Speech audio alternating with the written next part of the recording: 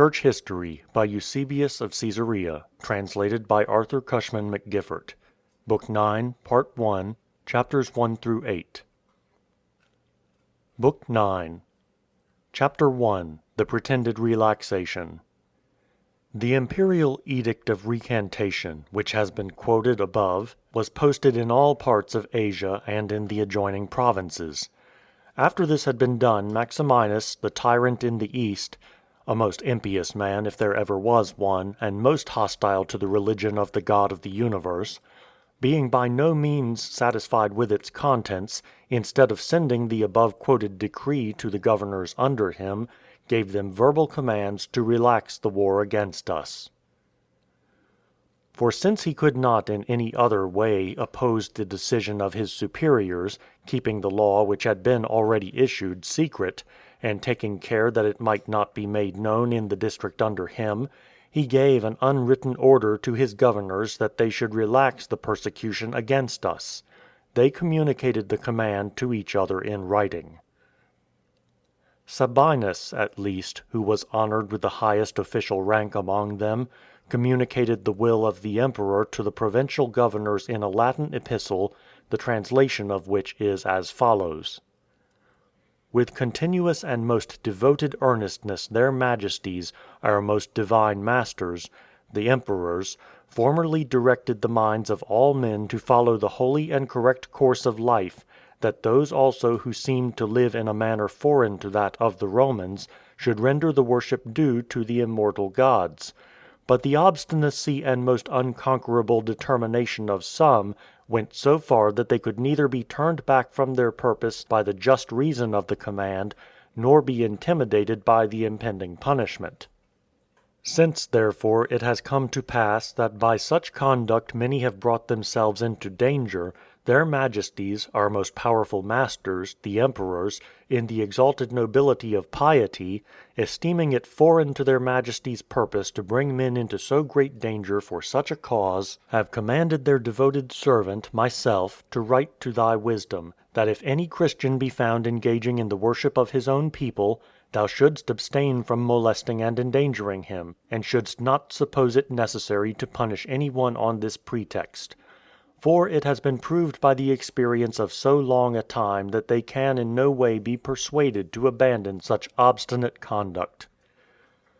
Therefore it should be thy care to write to the curators and magistrates and district overseers of every city, that they may know that it is not necessary for them to give further attention to this matter. Thereupon the rulers of the provinces, thinking that the purpose of the things which were written was truly made known to them, declared the imperial will to the curators and magistrates and prefects of the various districts in writing. But they did not limit themselves to writing, but sought more quickly to accomplish the supposed will of the emperor in deeds also. Those whom they had imprisoned on account of their confession of the deity they set at liberty, and they released those of them who had been sent to the mines for punishment, for they erroneously supposed that this was the true will of the emperor.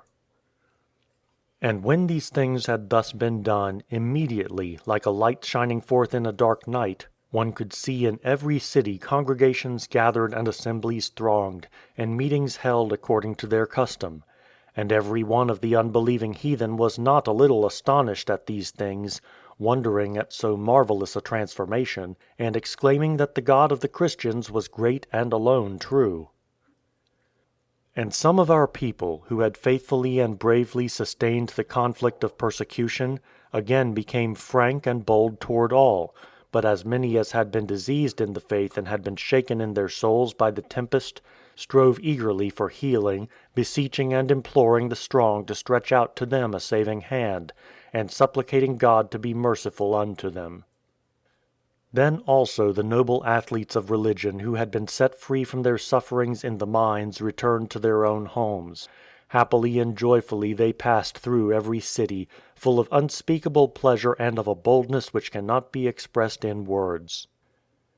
Great crowds of men pursued their journey along the highways and through the marketplaces, praising God with hymns and psalms.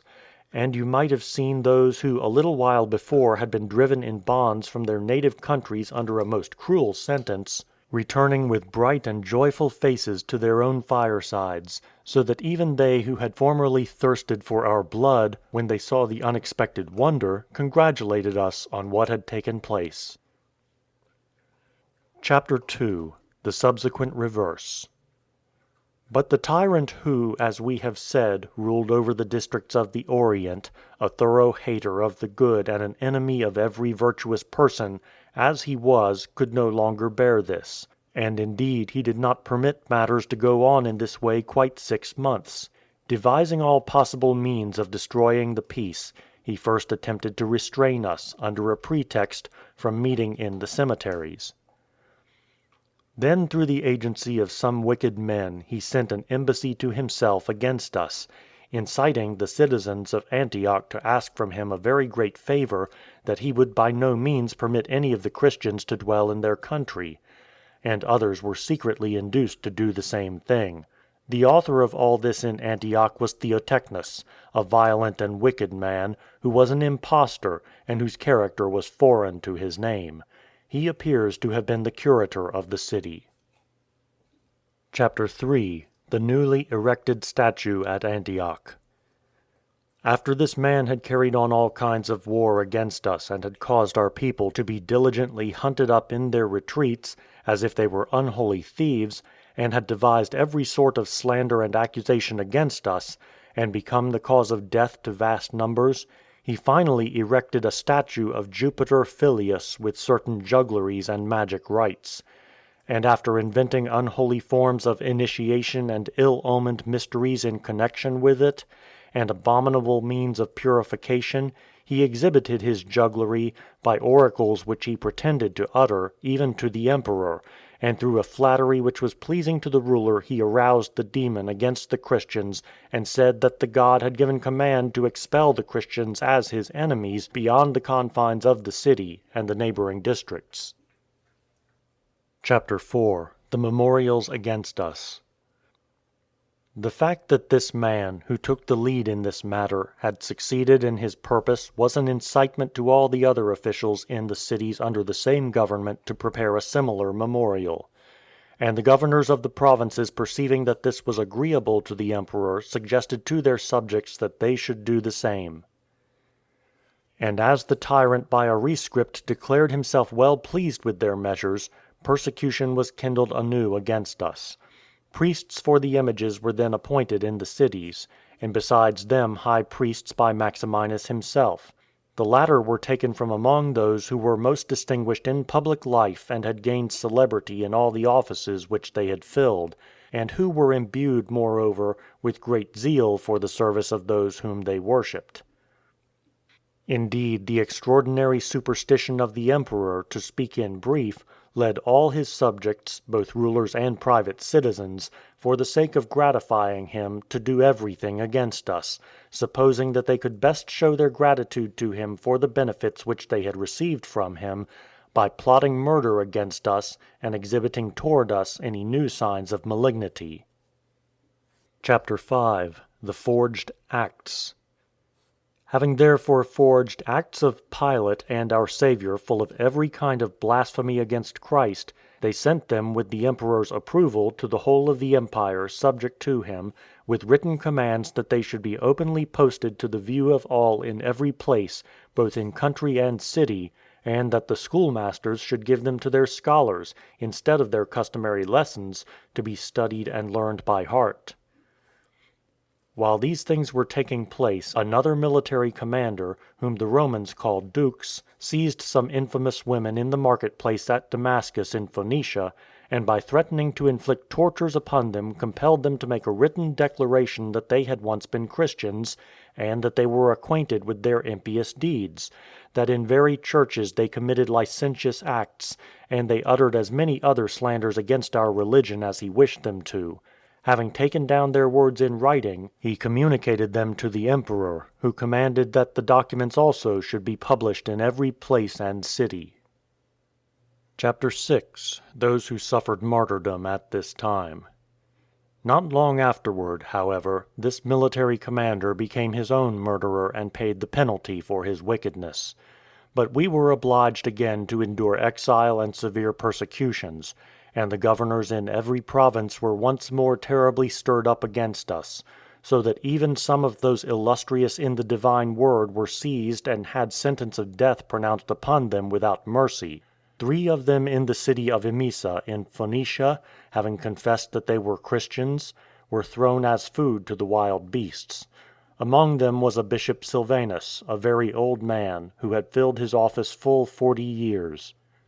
At about the same time Peter also, who presided most illustriously over the parishes in Alexandria, a divine example of a bishop on account of the excellence of his life and his study of the sacred scriptures, being seized for no cause and quite unexpectedly, was, as if by command of Maximinus, immediately and without explanation beheaded. With him also many other bishops of Egypt suffered the same fate. And Lucian, a presbyter of the parish at Antioch, and a most excellent man in every respect, temperate in life and famed for his learning in sacred things, was brought to the city of Nicomedia, where at that time the emperor happened to be staying, and after delivering before the ruler an apology for the doctrine which he professed, was committed to prison and put to death. Such trials were brought upon us in a brief time by Maximinus, the enemy of virtue, so that this persecution which was stirred up against us seemed far more cruel than the former. Chapter 7. The decree against us which was engraved on pillars. The memorials against us and copies of the imperial edicts issued in reply to them were engraved and set up on brazen pillars in the midst of the cities, a course which had never been followed elsewhere. The children in the schools had daily in their mouths the names of Jesus and Pilate and the acts which had been forged in wanton insolence. It appears to me necessary to insert here this document of Maximinus which was posted on pillars, in order that there may be made manifest at the same time the boastful and haughty arrogance of the God-hating man, and the sleepless, evil-hating divine vengeance upon the impious, which followed close upon him, and under whose pressure he not long afterward took the opposite course in respect to us, and confirmed it by written laws. The rescript is in the following words. Copy of a translation of the rescript of Maximinus in answer to the memorials against us, taken from the pillar in Tyre. Now at length the feeble power of the human mind has become able to shake off and to scatter every dark mist of error, which before this besieged the senses of men, who were more miserable than impious, and enveloped them in dark and destructive ignorance, and to perceive that it is governed and established by the beneficent providence of the immortal gods. It passes belief how grateful, how pleasing and how agreeable it is to us, that you have given a most decided proof of your pious resolution, for even before this it was known to every one how much regard and reverence you were paying to the immortal gods, exhibiting not a faith of bare and empty words, but continued and wonderful examples of illustrious deeds. Wherefore your city may justly be called a seat and dwelling of the immortal gods. At least, it appears by many signs that it flourishes because of the presence of the celestial gods. Behold therefore your city, regardless of all private advantages, and omitting its former petitions in its own behalf, when it perceived that the adherents of that execrable vanity were again beginning to spread, and to start the greatest conflagration, like a neglected and extinguished funeral pyre when its brands are rekindled, immediately resorted to our piety as to a metropolis of all religiousness, asking some remedy and aid. It is evident that the gods have given you this saving mind on account of your faith and piety. Accordingly that supreme and mightiest Jove, who presides over your illustrious city, who preserves your ancestral gods, your wives and children, your hearths and homes from every destructive pest, has infused into your souls this wholesome resolve, showing and proving how excellent and glorious and salutary it is to observe with the becoming reverence the worship and sacred rites of the immortal gods. For who can be found so ignorant or so devoid of all understanding as not to perceive that it is due to the kindly care of the gods that the earth does not refuse the seed sown in it, nor disappoint the hope of the husbandmen with vain expectation? that impious war is not inevitably fixed upon earth, and wasted bodies dragged down to death under the influence of a corrupted atmosphere; that the sea is not swollen and raised on high by blasts of intemperate winds; that unexpected hurricanes do not burst forth and stir up the destructive tempest; moreover, that the earth, the nourisher and mother of all, is not shaken from its lowest depths with a terrible tremor, and that the mountains upon it do not sink into the opening chasms. No one is ignorant that all these, and evils still worse than these, have oftentimes happened hitherto. And all these misfortunes have taken place on account of the destructive error of the empty vanity of those impious men, when it prevailed in their souls, and, we may almost say, weighed down the whole world with shame. After other words he adds, "Let them look at the standing crops already flourishing with waving heads in the broad fields, and at the meadows glittering with plants and flowers, in response to abundant rains and the restored mildness and softness of the atmosphere." Finally, let all rejoice that the might of the most powerful and terrible Mars has been propitiated by our piety, our sacrifices, and our veneration; and let them on this account enjoy firm and tranquil peace and quiet. And let as many as have wholly abandoned that blind error and delusion, and have returned to a right and sound mind, rejoice the more, as those who have been rescued from an unexpected storm or severe disease, and are to reap the fruits of pleasure for the rest of their life. But if they still persist in their execrable vanity, let them, as you have desired, be driven far away from your city and territory, that thus, in accordance with your praiseworthy zeal in this matter, your city, being freed from every pollution and impiety, may, according to its native disposition, attend to the sacred rites of the immortal gods with becoming reverence. But that ye may know how acceptable to us your request respecting this matter has been, and how ready our mind is to confer benefits voluntarily, without memorials and petitions, we permit your devotion to ask whatever great gift ye may desire in return for this your pious disposition. And now ask that this may be done and that ye may receive it, for ye shall obtain it without delay. This, being granted to your city, shall furnish for all time an evidence of reverent piety toward the immortal gods, and of the fact that you have obtained from our benevolence merited prizes for this choice of yours, and it shall be shown to your children and children's children. This was published against us in all the provinces, depriving us of every hope of good, at least from men, so that according to that divine utterance, if it were possible, even the elect would have stumbled at these things. And now indeed, when the hope of most of us was almost extinct, suddenly while those who were to execute against us the above decree had in some places scarcely finished their journey, God, the defender of his own church, exhibited his heavenly interposition in our behalf, well nigh stopping the tyrant's boasting against us. Chapter 8. The misfortunes which happened in connection with these things, in famine, pestilence, and war. The customary rains and showers of the winter season ceased to fall in their wonted abundance upon the earth, and an unexpected famine made its appearance, and in addition to this a pestilence, and another severe disease consisting of an ulcer, which on account of its fiery appearance was appropriately called a carbuncle. This, spreading over the whole body, greatly endangered the lives of those who suffered from it, but as it chiefly attacked the eyes, it deprived multitudes of men, women, and children of their sight. In addition to this the tyrant was compelled to go to war with the Armenians, who had been from ancient times friends and allies of the Romans.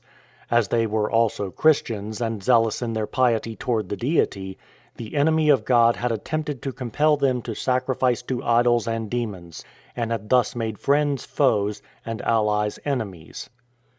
All these things suddenly took place at one and the same time, and refuted the tyrant's empty vaunt against the Deity.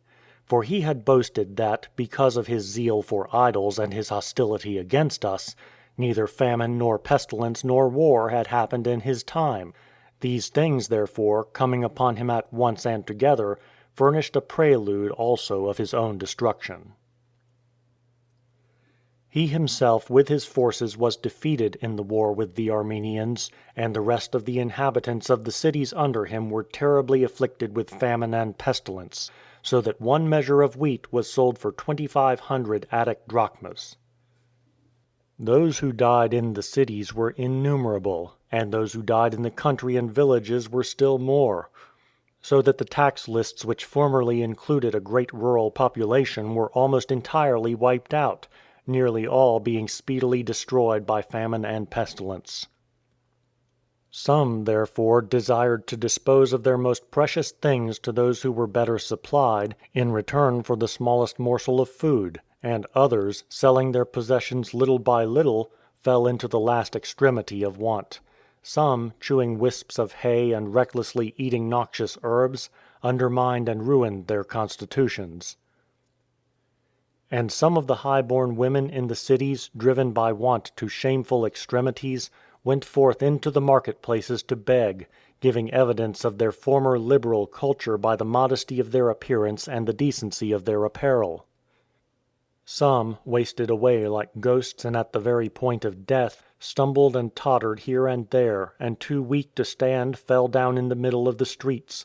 Lying stretched out at full length, they begged that a small morsel of food might be given them, and with their last gasp they cried out, "Hunger!" having strength only for this most painful cry. But others who seemed to be better supplied, astonished at the multitude of the beggars, after giving away large quantities, finally became hard and relentless, expecting that they themselves also would soon suffer the same calamities as those who begged. So that in the midst of the marketplaces and lanes, dead and naked bodies lay unburied for many days, presenting the most lamentable spectacle to those that beheld them. Some also became food for dogs, on which account the survivors began to kill the dogs, lest they should become mad and should go to devouring men. But still worse was the pestilence which consumed entire houses and families, and especially those whom the famine was not able to destroy because of their abundance of food. Thus men of wealth, rulers and governors and multitudes in office, as if left by the famine on purpose for the pestilence, suffered swift and speedy death. Every place therefore was full of lamentation. In every lane and marketplace and street there was nothing else to be seen or heard than tears, with the customary instruments and the voices of the mourners. In this way death, waging war with these two weapons, pestilence and famine, destroyed whole families in a short time, so that one could see 2 or 3 dead bodies carried out at once. Such were the rewards of the boasting of Maximinus, and of the measures of the cities against us. Then did the evidences of the universal zeal and piety of the Christians become manifest to all the heathen. For they alone in the midst of such ills showed their sympathy and humanity by their deeds. Every day some continued caring for and burying the dead, for there were multitudes who had no one to care for them. Others collected in one place those who were afflicted by the famine, throughout the entire city, and gave bread to them all, so that the thing became noised abroad among men, and they glorified the God of the Christians, and, convinced by the facts themselves, confessed that they alone were truly pious and religious. After these things were thus done, God, the great and celestial defender of the Christians, having revealed in the events which have been described his anger and indignation at all men for the great evils which they had brought upon us, restored to us the bright and gracious sunlight of his providence in our behalf, so that in the deepest darkness a light of peace shone most wonderfully upon us from him, and made it manifest to all that God himself has always been the ruler of our affairs. From time to time indeed he chastens his people and corrects them by his visitations, but again after sufficient chastisement he shows mercy and favor to those who hope in him.